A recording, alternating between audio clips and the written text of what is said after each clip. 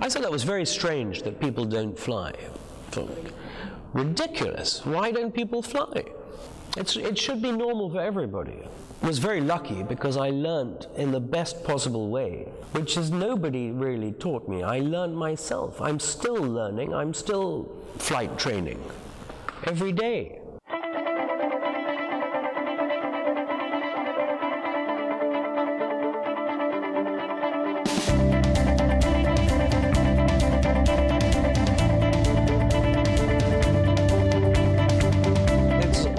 Beautiful, I think, for everybody when they fly for the first time, because they're by themselves in a machine, they're in the air, and there's nobody else. When? I was 20 years old, I guess. It's quite surprising because I flew when I was young, a lot, right? And then I didn't think flying was very special. I wasn't very excited about flying. It was just just like going to the bathroom or, brushing your teeth. It was only by the age of 20 that I realized that flying was such an incredible thing. Okay. But, honey? Being the wife of Captain Q, well, that's a great privilege at the start. I'm immensely proud of what he does. And I do travel Bahamas, Costa Rica. When I met him, we flew to Russia. Across never-ending forest. So it is a great privilege, but you need to concede a lot because he travels so much.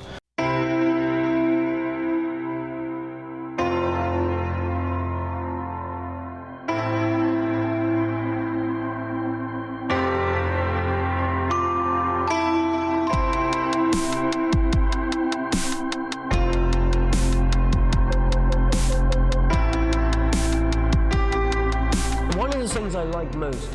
One of the things that makes me happier than anything is everywhere I go around the world, somebody comes up to me and says, "You know why I fly? I fly because I saw your video of around the world, or I saw it."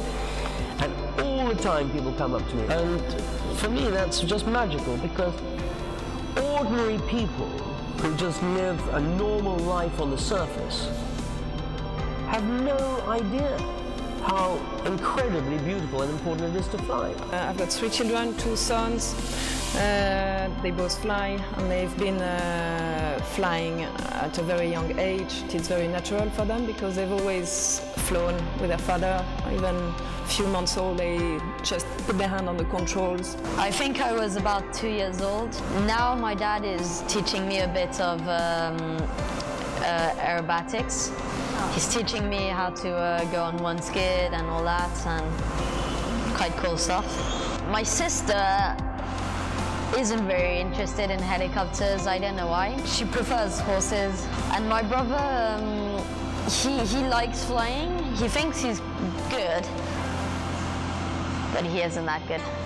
When I fly, it's a great sense of freedom. You can go wherever you want. I see myself being a pilot. I think I'll stick to the helicopter.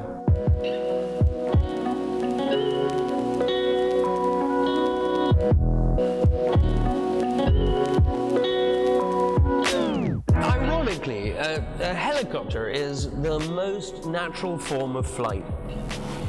We fly in the same way that a bird flies or a tree. They use seeds.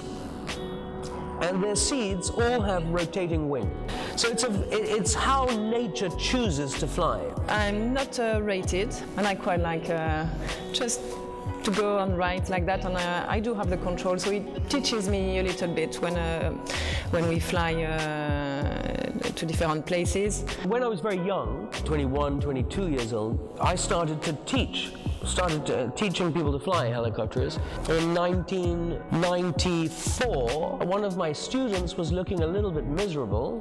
I said, "Why are you so miserable?" She said, "Because there's a party my husband is going to on the Arctic Circle in Rovaniemi, and she said, he's going in a private jet, and I have to go in an airliner."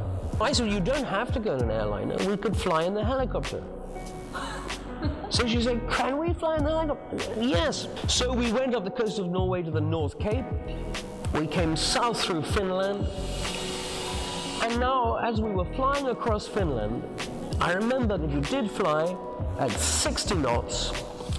Your nose goes down by 1 degree every hour. And then you think to yourself, well, it's 360 degrees, you come up the other side behind you. And so I was amazed by the scale of it, and I was wondering how big is the world? You know, it's a 1 degree, what does it look like as the world changes? And so I said to my student, I said, you realize 1 degree an hour eventually will come up behind us. And so we could just fly around the world like that. And she said, wow, can we? I want to do it.